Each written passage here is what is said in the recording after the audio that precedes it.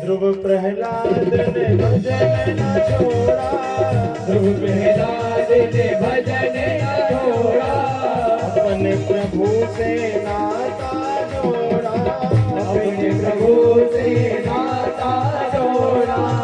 हार लगी नैया भजन मत छोड़ना रे भैया, छोड़ना भैया भजन से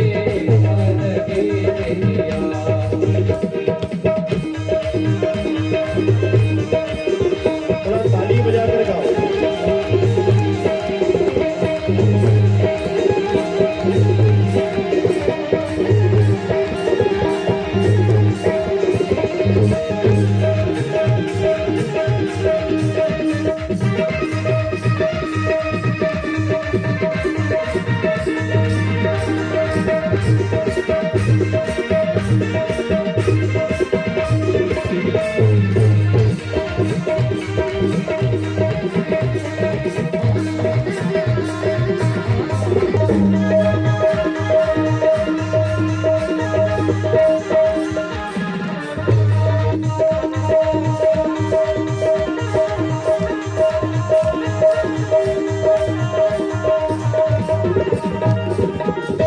मीराबाई ने भजन न छोड़ा, मीराबाई ने भजन न छोड़ा, गिरधारी से नाता जोड़ा, गिरधारी से नाता जोड़ा, बनवारी से नाता जोड़ा, बनवारी से नाता जोड़ा। मिल गए सांवरिया भजन मत छोड़ना रे भैया, छोड़ना भैया भजन से मन लगे नैया, भजोरे भजोरा रे गोविंदा, भजोरे भजोरा रे गोविंदा, भजोरे भजोरा रे गोविंदा, भजोरे भजोरा रे गोविंदा, भजोरे भजोरा रे गोविंदा, भजोरे भजोरा रे गोविंदा। छोड़ना भैया भजन से पार लगे, छोड़ना भैया भजन से मन लगे नैया। भजन मत छोड़ो बस। और देखो कथा का कोई विशेष खर्चा भी नहीं है हमारा, तो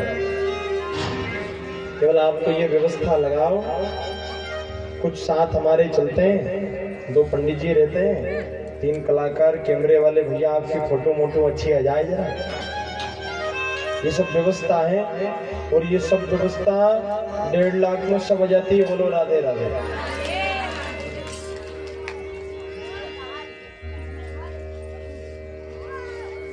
गुरु जी का आदेश है कि कथा का कभी सौदा मत करना, और ये खर्चा भी इसलिए आपको छांव मिल जाए, और ये भी नहीं करो तो एक छतरी अपने घर से लिया ना, एक हम ले आएंगे।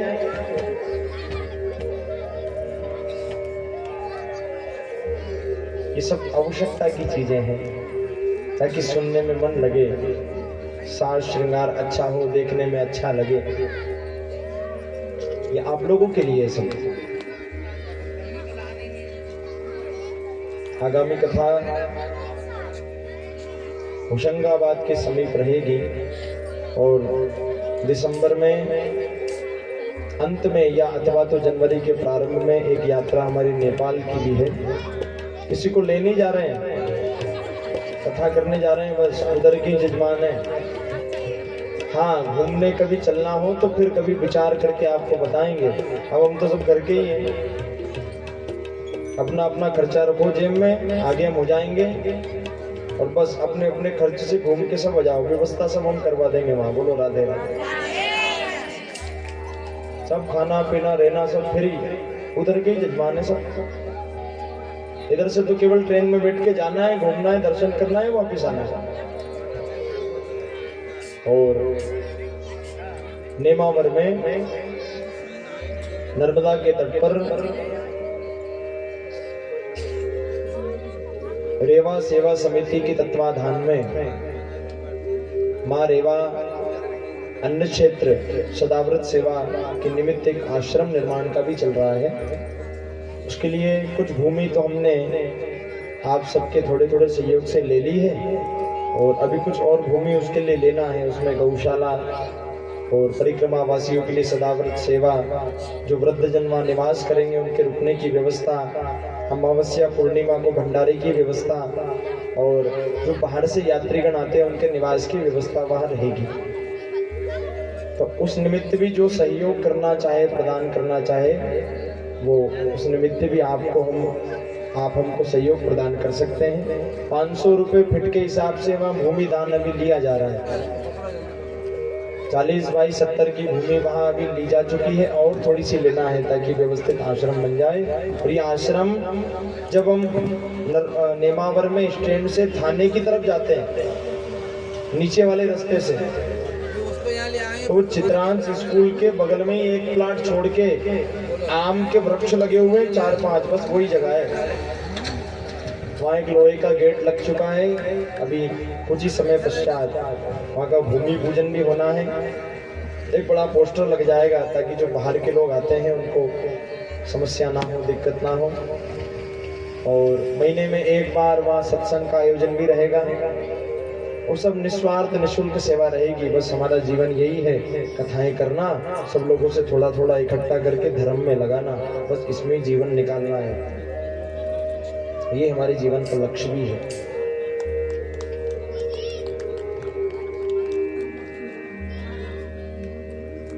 और कोई बहुत बड़ी दक्षिणा भी हम मांगते नहीं है, केवल व्यवस्थाएं चाहिए। हाँ, थोड़ा साउंड ठीक ठाक होना चाहिए, जो भगवान की कृपा से आई है। पढ़े तो और सब मित्रगण हैं, सब उपयोग करते हैं। ठाकुर से यही प्रार्थना है, लायक तो मैं नहीं था पर उसने कृपा करके आज यहाँ बिठाया है। ब्राह्मण अगर वो नहीं बनाता, कभी कभी विचार आता और भागवत कथा का अध्ययन नहीं करवाता, देखो उसकी कृपा के बिना संभव नहीं है। अगर वो कथा का अध्ययन नहीं करवाता, ब्राह्मण नहीं बनाता, तो कोई 300 रुपये रोज में तगारी फेंकते हैं हम भी, ऐसे बैठ के थोड़ी सुनाते। और देखो, वक्ता तो केवल एक बांसुरी की तरह होता है, फूंक तो उसमें भगवान ही मारता है। वो जैसी फूंक मारता है वैसे बजते हैं। वक्ता कभी कथा नहीं करता।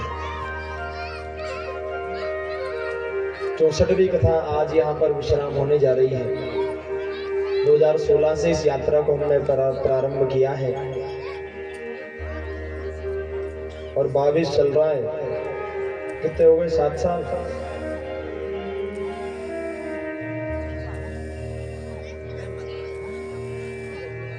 साढ़े 6-7 साल के करीबन तो हो ही गए।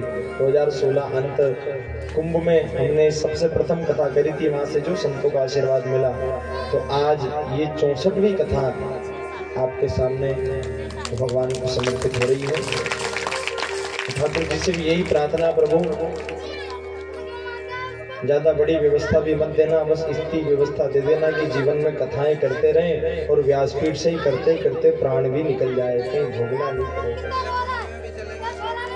तो कुंभ में भी चलेंगे, आने वाला जो कुंभ है वहां भी भगवान कृपा करेगा तो फिर ले जाएंगे सभी को। सब चलोगे ना? कौन कौन चलेगा कुंभ में?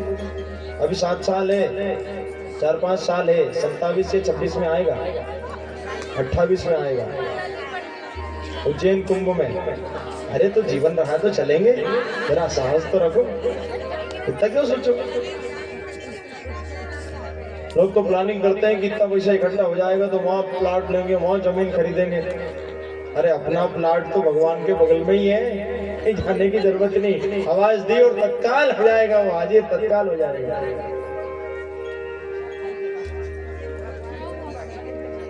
भगवान ने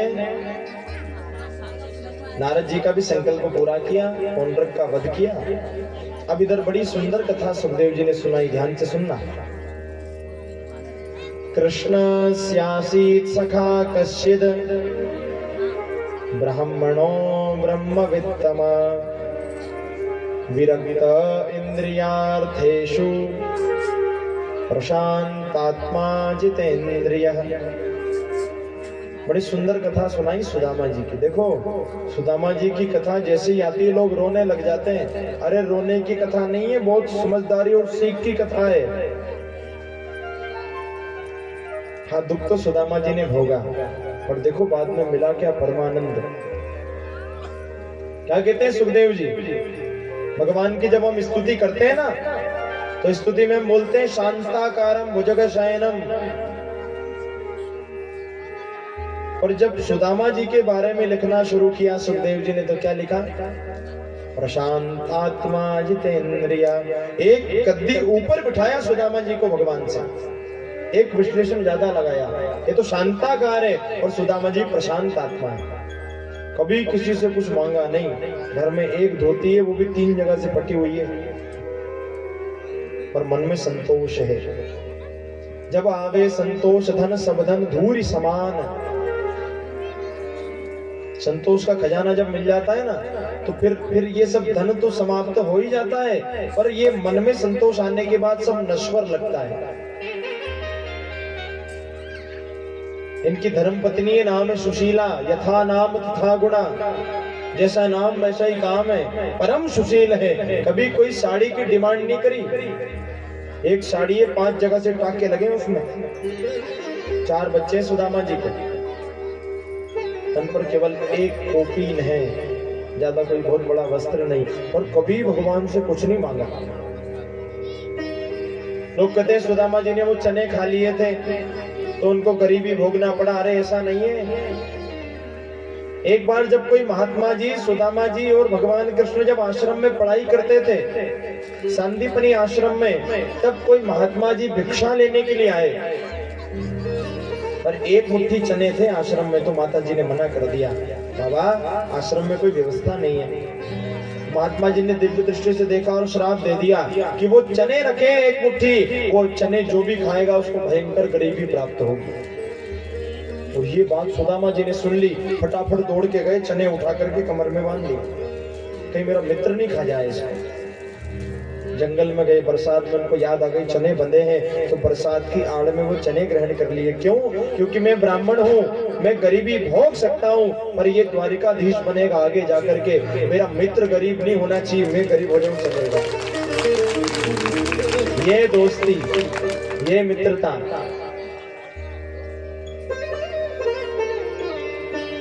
देखो मित्र बनाओ तो ऐसा बनाओ जो हमारे बुरे समय में साथ दे।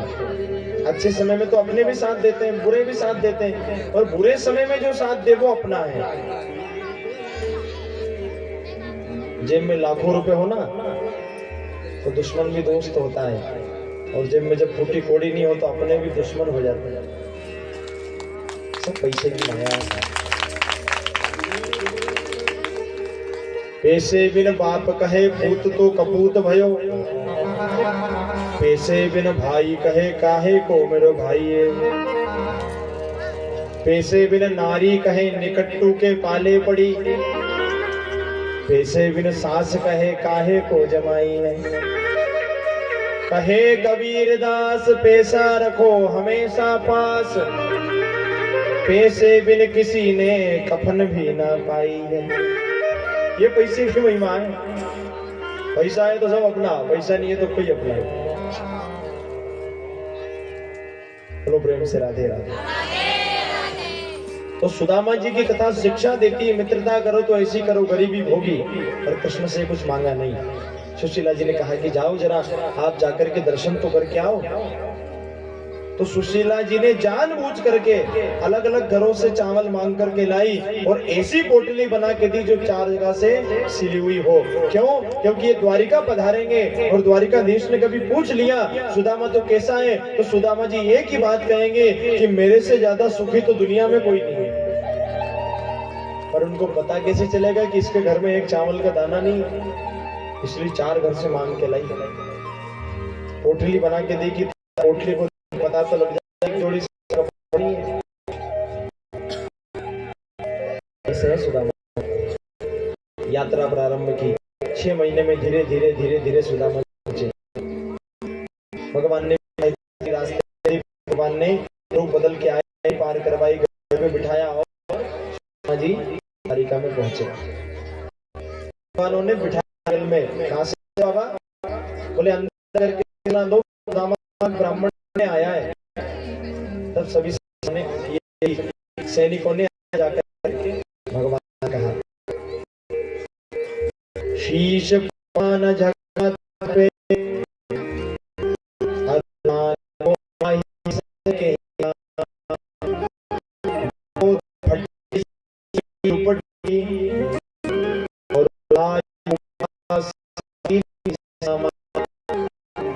द्वार खड़ियो बल एक रयो चकियो वसुराम को धाम बतावत अपना सुदाम। भगवान ने सुदामा है। भगवान पड़े पीतांबर कहीं गया, मुकुट कहीं गिरे, कहीं कहीं गिरे। सुदामा को देखा और सुदामा को देख गले गया। सुदामा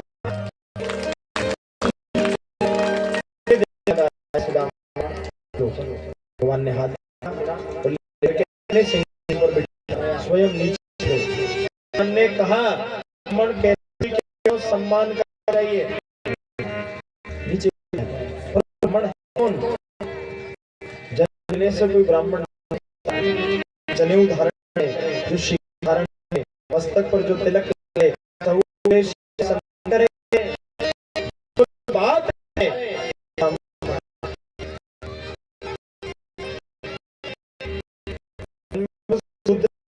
जायते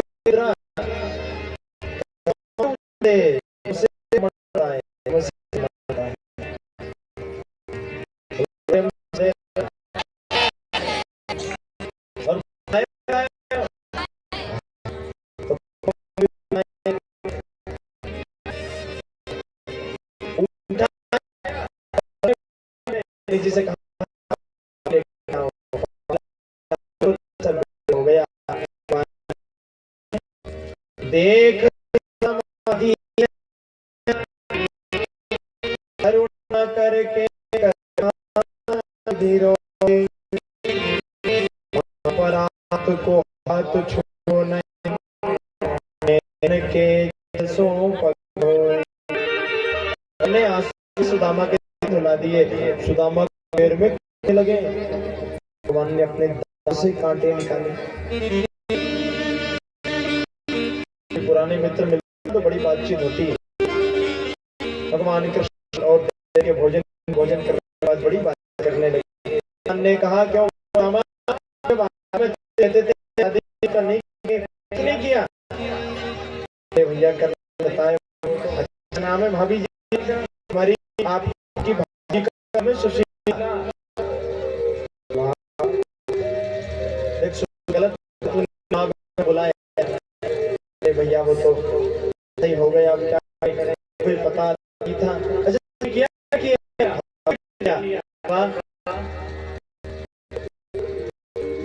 बुलाओ सबको दर्शन भाभीियों का सब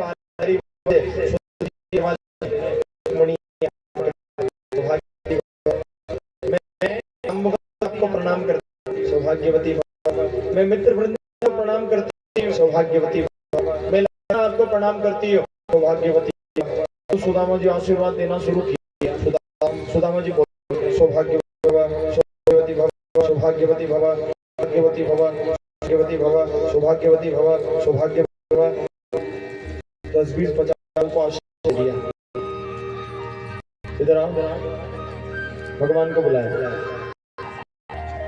और कितनी है? आशीर्वाद। सौभाग्यवती भव, सौभाग्यवती भव, भाग्यवती भव, सौभाग्यवती भव। इधर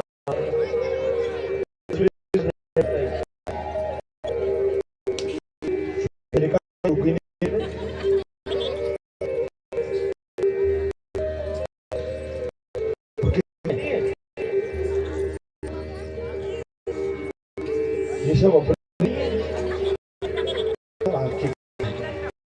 सुदामा जी आगे क्यों भले आदमी, मैंने एक दिया तुमको नहीं बुलाया, फूल रहे थे, तुमने विवाह कर रही एक में। अरे साहब अभी तो हम बताओ, सुबह की ब्याह होने वाला है, शाम करा गई।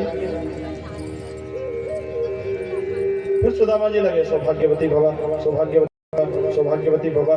तेरा 10, 20, 50 बार ऐसे आगे देखो, दुखने लग जाएगा। 500 को आशीर्वाद दे दिया सुदामा जी ने, हाथ दुखिया है, हाथ बदल लिया।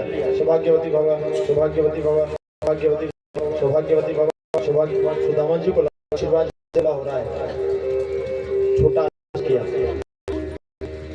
सौभाग्यवती भवा, सौभाग्यवती, सौभाग्यवती भवा, वती, वती भवा, वती भवा, वती, वती भव, भव, भव, भव।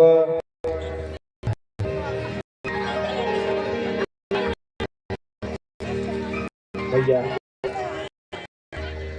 इनको अगर लगे हो तो मेरा तो हीरो कितना मोटा ताजा। सुदामा शरीर की एक एक हड्डी दिखती थी।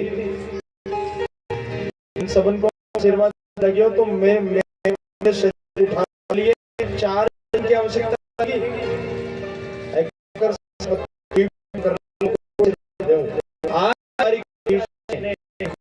भारत का धीश मुकुट उतार के अपना मस्तक ब्राह्मण के चरण में और उनको आशीर्वाद दे रहा। द्वारिकाधीश भगवान की जय, वो ब्राह्मण है, भगवान को आशीर्वाद दिया ब्राह्मण ने। बड़ी बातचीत हुई। सुदामा जी पोटली दबा के बैठे, कंधा टेढ़ा है। तो भैया भाभी ने कुछ किया, सुदामा बात बदलने प्रयास कर रहे हैं। इन सबके सामने में चावल की दूंगा थोड़ी लगेगा। अब मेरे मित्र के तो वो भाव नहीं, इन सामने में क्या भाव आएगा? देखो इतने दूर से आए चावल लेकर।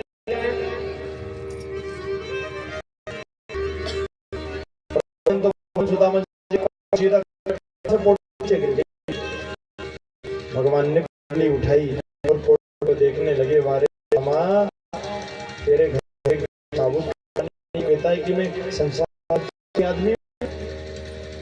ने पोटली खोली से देखा, अलग अलग चावल बड़ा पीला चावल। भगवान के नेत्रों में आने लगे। हमने पहली मुट्ठी उठाई और अपने मुंह में डाली और मन में संकल्प किया, इंद्र है वो सारा सुख मेरे मित्र सुख। भगवान ने दूसरी मुट्ठी उठाई और अपने मुख में डाली, कहने लगे ब्रह्मा का जो सुख है वो सारा सुख मित्र सुदामा को मिले। भगवान ने तीसरी मुट्ठी उठाई, मुख में डालने वाले थे भी सुदामा को देख करके खुद बनोगे। तीसरी रानियों ने ग्रहण करी। लक्ष्मी जी ने वरदान दिया, आज के बाद में सुदामा के घर में निवास करेंगे। अपने से भी चकाचक भगवान ने देने वाला जब भी देता हजार से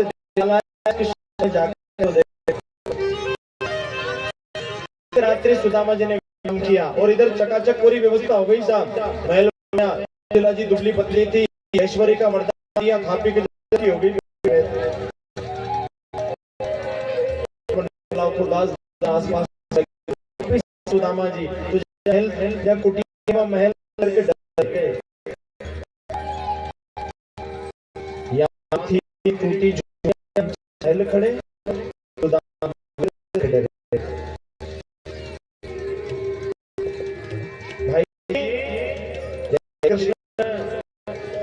जय श्री कृष्ण। अभी दरबार में थे, इनको मालूम तो नहीं सुदामा ने। आपको कोई है क्या? मेरी यहाँ छोटी सी थी, एक सुंदर सी पत्नी थी, 4 बच्चे थे, वो किधर शिफ्ट कर दी? आपको है कोई? सुदामा जी को लगा कोई सेठ जी ने बड़ा महल लिया है। बोले मालूम नहीं। अच्छा किसकी कुटिया है, किसका महल है? बोले सुदामा का महल है। सुदामा तो मैं ही। अरे सुदामा किसी सेठ का भी तो नाम हो सकता है। जरा सेठ जी को बुलाना, मैं पूछ लूं मेरी यहाँ थी किधर कर दी। बोले वो गए। ठीक है तो मैं गया था, कहीं वो टेढ़ी टांग तो मैंने तो नहीं,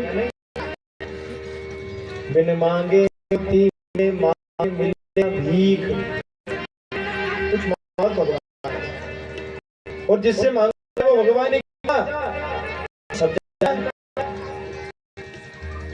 तो भैया सेठानी तो होगी, भी बुला। सुदामा जी जब छोड़ करके गए थे, सुशीला बदली थी फटी हुई में, अब जब ने ईश्वर का वरदान दे दिया तो खा पी के सुशीला भी हो गई। दास दासियां पीछे चल रहे हैं। सुदामा जी ने दूर से देखा, बोले ये सुशीला नहीं है। जाने लगे पर सुशीला जी पहचान गई, मेरे स्वामी है। आकर चरणों में गिर पड़ी, के जैसे चरणों में गिरी और नीचे जैसे सुदामा जी देखा, अरे देवी क्या करती हो? अरे अरे आई एम ऑलरेडी मैरिड। अरे हम सुदाएं। जिला जी ने देखा, अरे तो हो वो हमारी धर्म पत्नी। सुदामा ने जरा गौर करके देखा, सुशीला जी हो गई। ये क्या है लीला? तेरे तो 2 चुटीला, लाल साड़ी पे बॉर्डर की सुशीला, ये क्या है लीला? अरे ये सब उसकी लीला है। अच्छा तो तुमने वो चावल में अपनी कामना छुपा के भेजा था, अब ऐसा करो ये सोने की रोटी बनाओ, चांदी की सब्जी बनाओ, हीरे की चटनी बनाओ और खाओ। मैं तो जा रहा हूँ भजन करने। अरे आप जा रहे हो तो मैं क्या करूंगी यार, कि मैं भी चलूंगी। दोनों लोग जाने लगे, पीछे से आवाज आई, भगवान खड़े। ओ भले आदमी जा रहा है, ये मैंने अपनी मर्जी से दिया, यही रहो। सुदामा जी ने भगवान का कहना माना और अपने महल में लेकर के भजन करने लगे। श्री कृष्ण गोविंद हरे मुरारी, हे नाथ नारायण वासुदेव।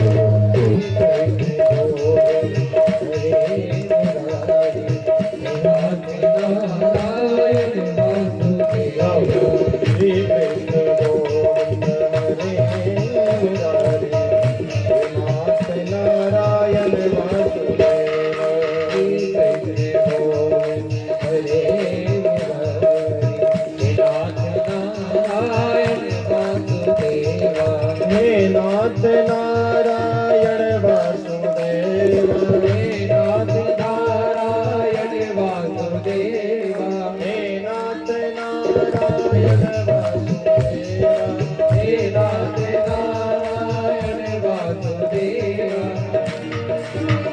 आखिरी दिन चल रहा है आज, अभी भी आवाज नहीं आ रही है। हे नाथ नारायण वासुदेव, हे नाथ हे नाथ नारायण वासुदेव। और जोर से हे नाथ नारायण वासुदेव। और ये पीछे वाले क्यों नहीं गा रहे? हे नाथ नारायण वासुदेव। और जोर से हे नाथ नारायण वासुदेव, हे नाथ बोलो श्री कृष्ण गोविंद हरे मुरारी, हे नाथ नारायण वासुदेव, श्री कृष्ण गोविंद हरे मुरारी, हे नाथ नारायण वासुदेव।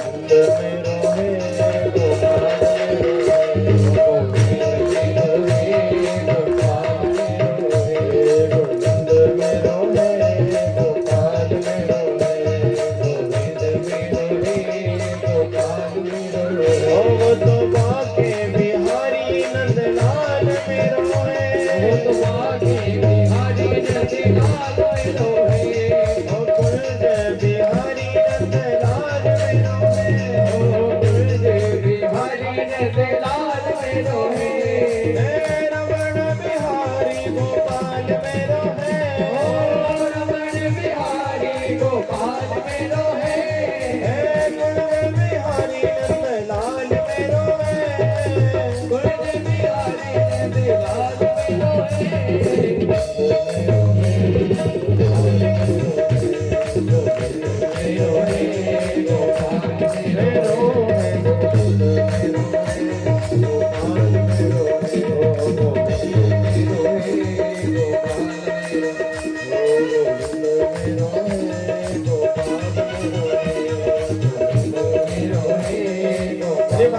कृष्ण लाल की जय हो रानी सरकार की जय हो श्रीमद् भागवत महापुराण की जय हो जय जय श्री राधे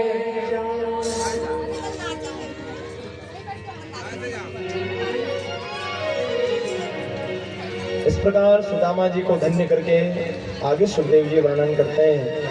11वें स्कंद में भगवान अपने बच्चों को शिक्षा प्रदान कर रहे हैं। बोले कभी भी कुछ भी काम कर लेना और साधु महात्मा ब्राह्मण का अपमान मत करना। ध्यान से सुनना, साधु ब्राह्मण का कभी अपमान मत करना। बालकों ने नहीं मानी बात, संतों का अपमान कर दिया।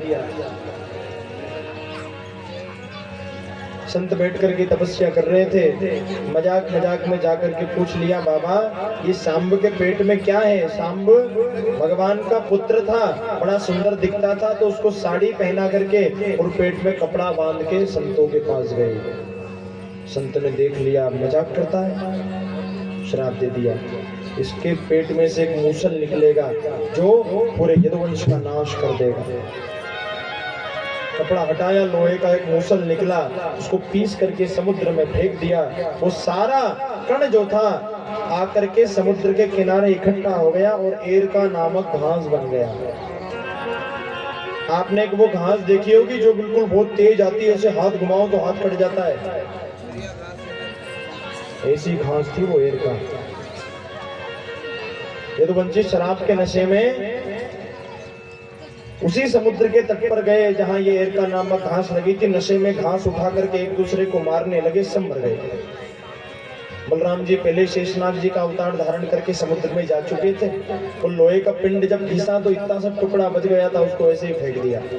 एक मछली ने उसको निगल लिया, उस मछली को एक बहेलिये ने पकड़ा और बहेलिये ने मछली को चीरा, लोहे का वो टुकड़ा निकला तो उसने अपनी बाण की नोक पर उसको लगा लिया। भगवान गमन की इच्छा से सबको यथाशक्ति उपदेश करके उद्धव को उपदेश किया, विदुर को उपदेश किया, मार्कंडे मुनि को उपदेश करके भगवान गमन की इच्छा से वटवृक्ष के नीचे अपने उल्टे पांव के ऊपर सीधे पांव का पंजा रख करके शयन मुद्रा में बैठे हुए थे। उस बहेलिये ने दूर से देखा कि कोई हिरण दिखाई दे रहा है। भगवान का चरण जो है वो हिरण के बच्चे की समान चमक रहा था। दूर से देखा, बाण छोड़ा, वो बाण जाकर के भगवान के पंजे में लगा और जैसे ही भगवान के पांव में वो बाण लगा, भगवान के पैर से रक्त निकलने लगा। बहेलिया आया पास में, बड़ी क्षमा याचना की। भगवान ने कहा तेरी कोई गलती नहीं है, कर्म का भोग तो सबको भोगना ही पड़ता है। तू पिछले जन्म में बाली था, मैं राम बना था, मैंने छुप करके तुझे बाण मारा था, आज तूने छुप करके मुझे बाण मार दिया, हिसाब बराबर। कर मन की गति न्यारी रे उधो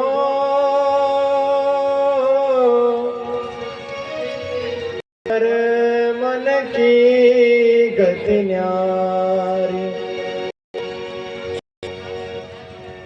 श्वेत पंख बगो लाको दीन है कोयल कर दी कारी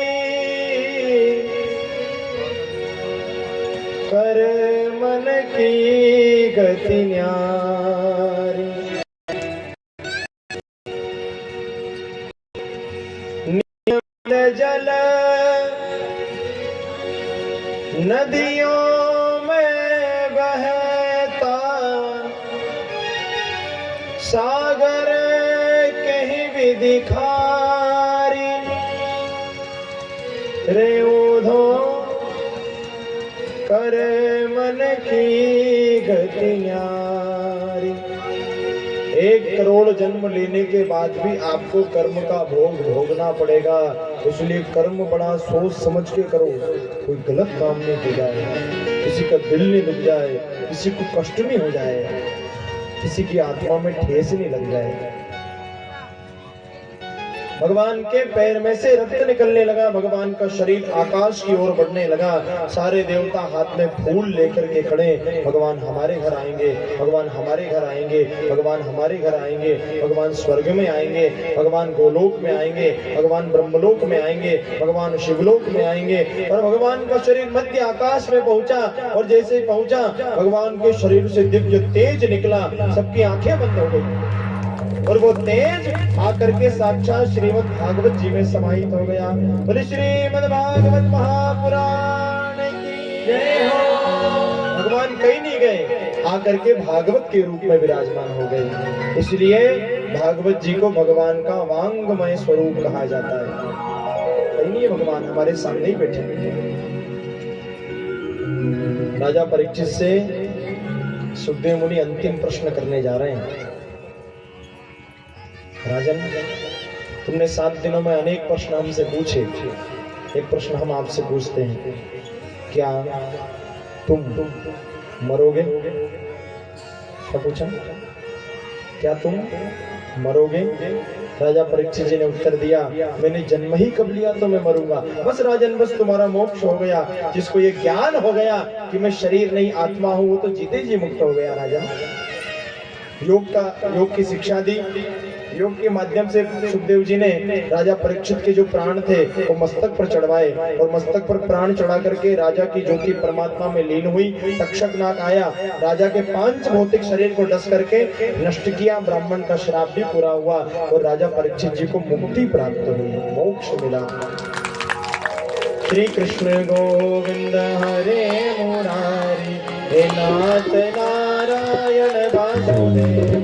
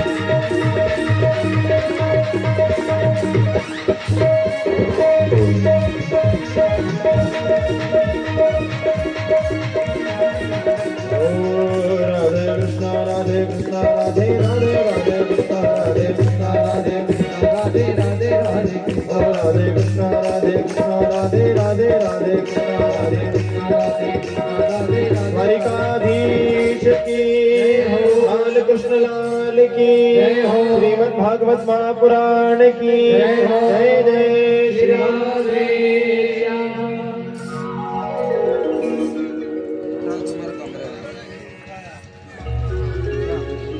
अंत में श्रीमद् भागवत जी का धर्म बताया गया। भागवत के 3 धर्म हैं, विश्वास, संबंध और समर्पण। सबसे पहले विश्वास बने, भगवान के प्रति हमारा दृढ़ विश्वास बने। मंत्र जाप मम दृढ़ विश्वास। फिर भगवान से कोई संबंध बनाओ। त्वमेव माता च पिता त्वमेव बंधु च सखा त्वमेव। कोई भी संबंध जो अच्छा लगे, भगवान से संबंध स्थापित करो। और जब संबंध बन जाए, पक्का विश्वास हो जाए, संबंध पक्का हो जाए, तो फिर अंत में समर्पण, भगवान को सब कुछ समर्पित कर दो। तेरे हवाले मेरी गाड़ी, तू जाने तेरा। सदवा विधवा का धर्म बताया। विधवा नारी अपने पति के जाने के बाद, कल्याणी नारी अपने पति के जाने के बाद ज्यादा श्रृंगार नहीं करे, साधारण वस्त्र धारण करके खूब भजन करे, ये उसका धर्म है। सदवा का धर्म बताया, पति के सामने खूब श्रृंगार करे, खूब वस्त्र पहने और अपने पति की हर एक बात माने। सदवा नारी को कभी अपने पति का नाम नहीं लेना चाहिए। नाम लेने से पति की उम्र कम हो जाती है।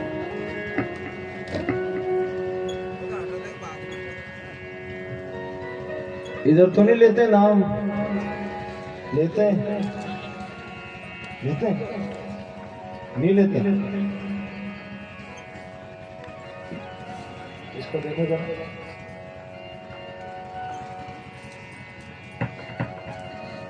नहीं लेना चाहिए। नाम लेने से उम्र कम होती है।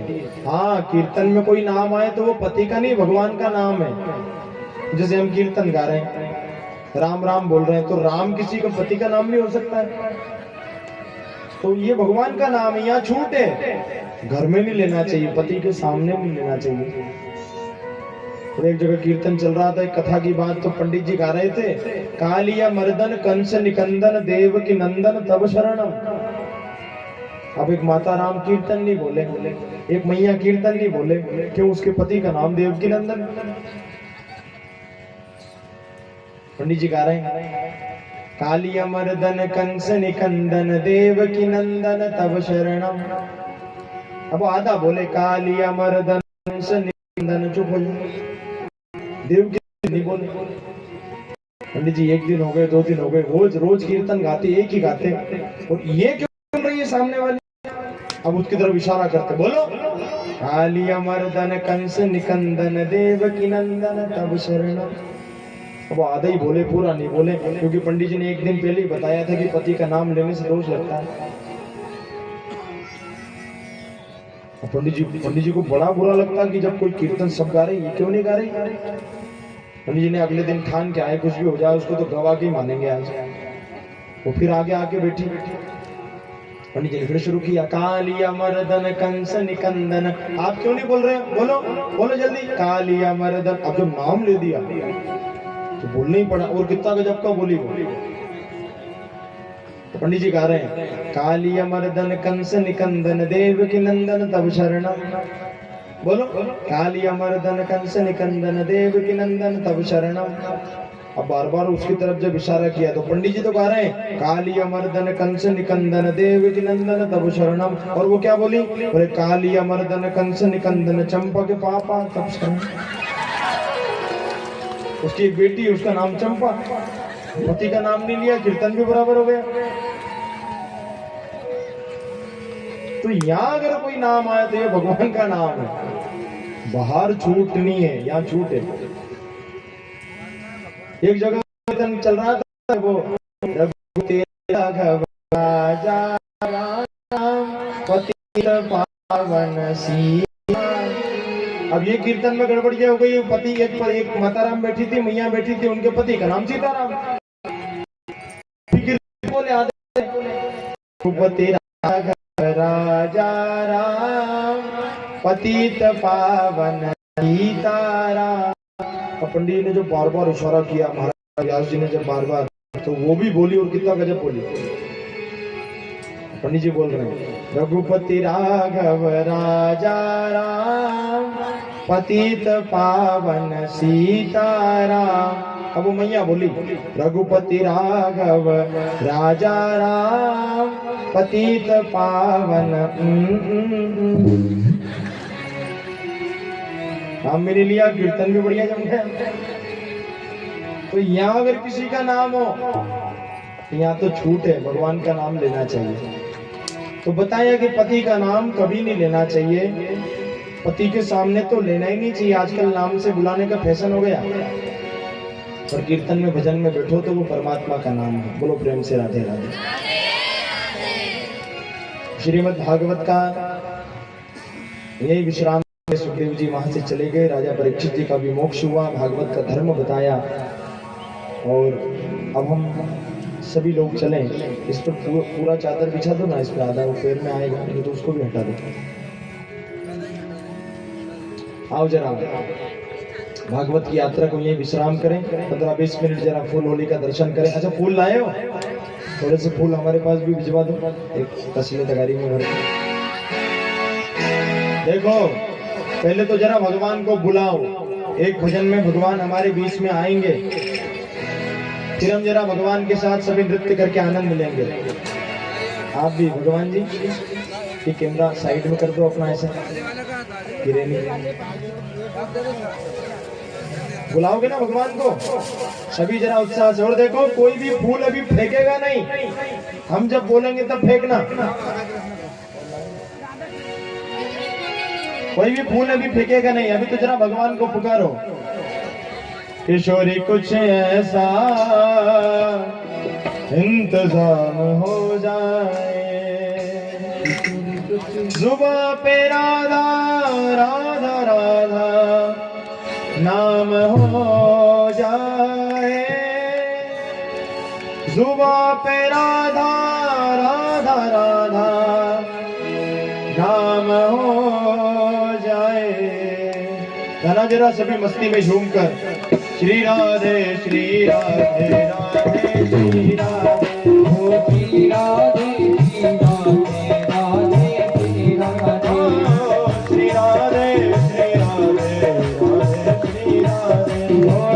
राधे, श्री राधे राधे श्री राधे, ओ श्री राधे श्री राधे राधे श्री राधे, ओ श्री राधे श्री राधे, श्री राधे श्री राधे, श्री राधे श्री राधे, ओ श्री राधे श्री राधे, श्री राधे श्री राधे श्री राधे, श्री राधे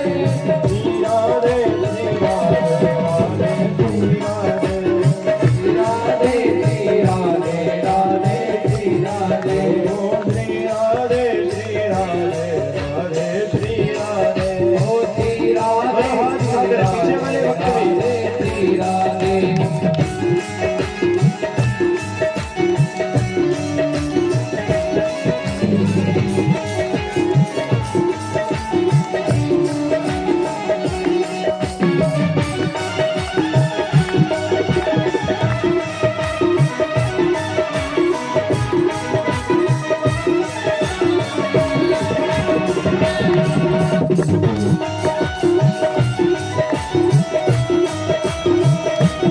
जरा सारी सेवा करते हुए मस्ती में झूमते हुए हरि बोल।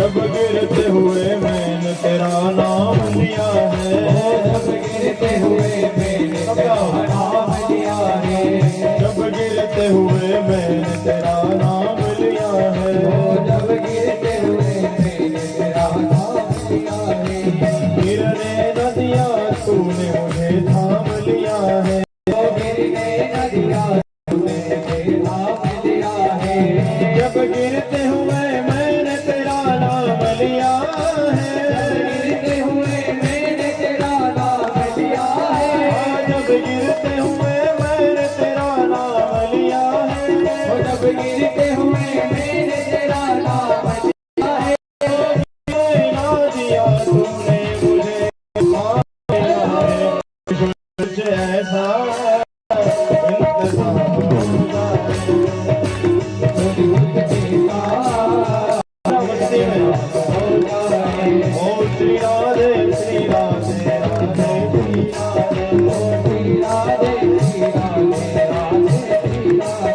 ओ श्री राधे श्री राधे, श्री राधे श्री राधे, श्री राधे श्री राधे,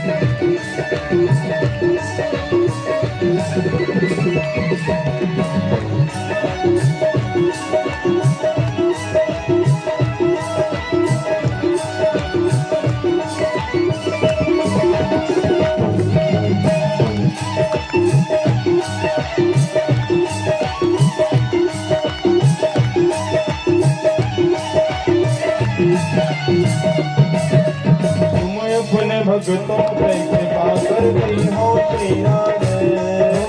तुम अपने भक्तों पे कृपा करती हो श्री राधे। तुम अपने भक्तों पे कृपा करती हो श्री राधे। तुम अपने भक्तों पे कृपा करती हो श्री राधे। तुम अपने भक्तों पर कृपा करती हो श्री राधे। तुम अपने भक्तों पर कृपा करती हो श्री राधे। उनको अपने चरणों में जगा देती हो श्री राधे।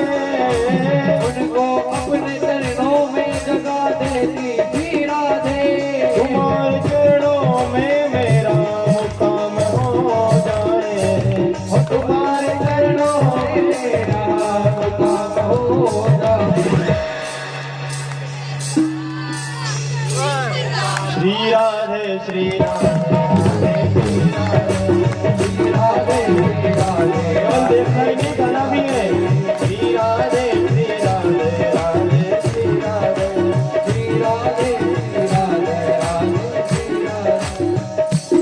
भगवान राज बिहारी राधा रानी के साथ हमारे मध्य पधारने वाले हैं।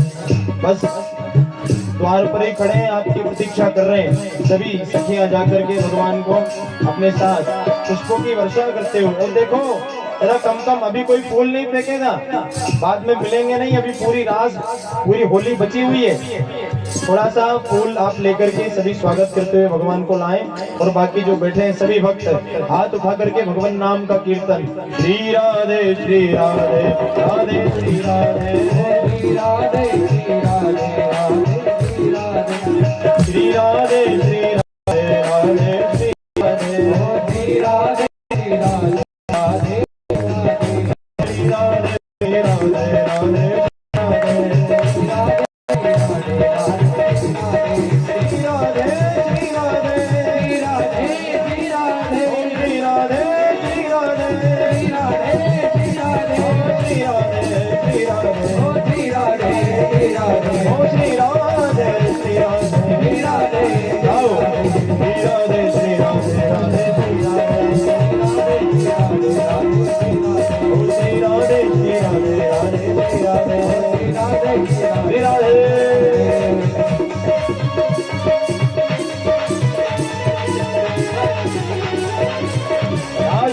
भगवान की होली के रसिया की जय हो।